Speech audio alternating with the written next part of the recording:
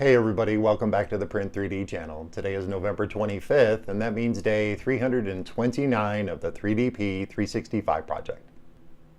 And on today's episode, I was looking to print out this really cool Stone Gazebo model, but Simplify 3D just wouldn't have it. No matter what I did, the model was unprintable. So while browsing around on Thingiverse, I came across the Fountain Gazebo Repaired model, which is basically the same model that has just been run through Make Printable's model repair service and made printable. And our print actually turned out awesome, so stick around.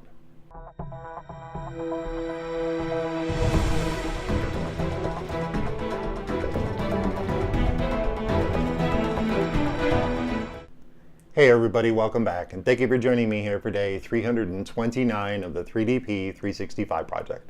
As I was saying in the introduction, I was looking to print out this very cool Stone Gazebo model up on Thingiverse, and when I dragged it over into Simplify 3D and sliced it, the model just fell apart crazily. It was really weird. So I went back into my settings and I did the merge all outlines to create a single model command in Simplify 3D's advanced settings.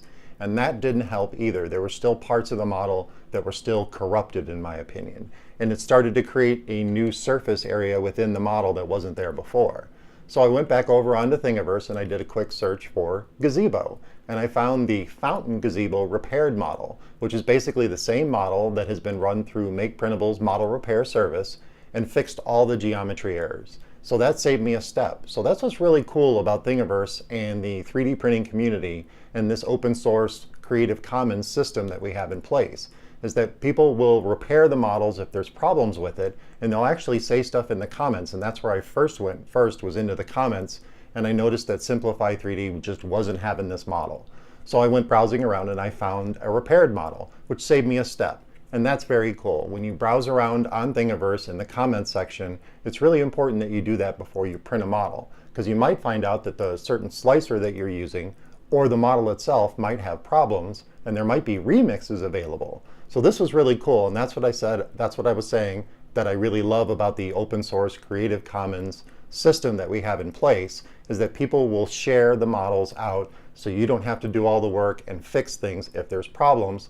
Plus, without that comment section on Thingiverse, you really get a good idea if the model is going to print or not. And of course, the repaired model printed out awesome. We had absolutely no problems with this print whatsoever. I really love this design. I did scale it down a little bit because the original model repaired came in kind of big, and I scaled it down a little bit in Simplify 3D. I did print this out at a 0.2 millimeter layer height with 4 top layers, 3 bottom layers, and 3 perimeters, and 10% infill on the model. And we did run this out at 35 millimeters per second, which did make it a bit of a longer print, but it was well worth it because there is a ton of detail on this model that was preserved by Make Printable's repair service that I just did not see in Simplify 3D printing with the original model. And there's probably nothing wrong with the model. I'm sure it slices really well in other slicing programs, but for whatever reason, Simplify 3D just wouldn't have it. So the repaired model was an actual bonus to find, and I'm really happy that it printed out so well. There are really no problems whatsoever with this print.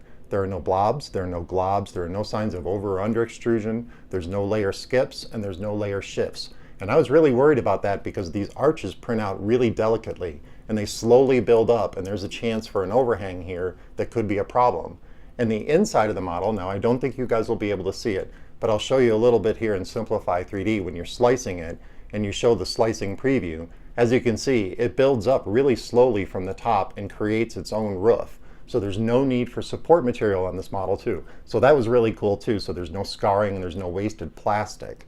And like I said, the model itself, it turned out amazing. We did use Matter Hacker's Standard Series PLA in black, and my gMax did such a stellar job on this model. I definitely want to print out a couple more of these because they're really cool.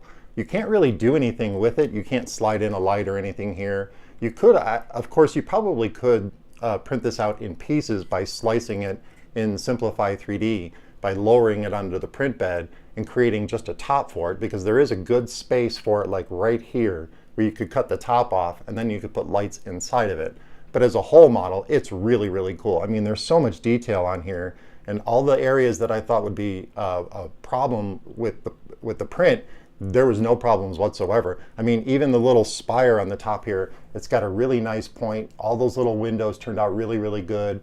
All the detail on the roof area there plus all the designs on each one of the little arches here on the gazebo itself. They're all really clean, so this is a really cool model. And I'll put the link in the description for both models so you guys can try out and see which model you guys have issues with. And let me know if Kira slices this, or Slicer, or the Prusa Slicer, or any of the other slicing softwares out there do a better job. I'm kind of curious to see if you guys can get this to print without using Simplify 3D. But for now, I'm super happy with the print. My gMax did a stellar job on this, and I'm definitely going to print out more of these in the future. Well, that about wraps it up for day 329 of the 3DP 365 project. I hope you guys found this episode interesting and informative, and if you're looking for ways to support the channel, check out those affiliate links down in the description. And of course, don't forget to subscribe to the channel, comment, like, and share those videos, and I'll see you guys tomorrow.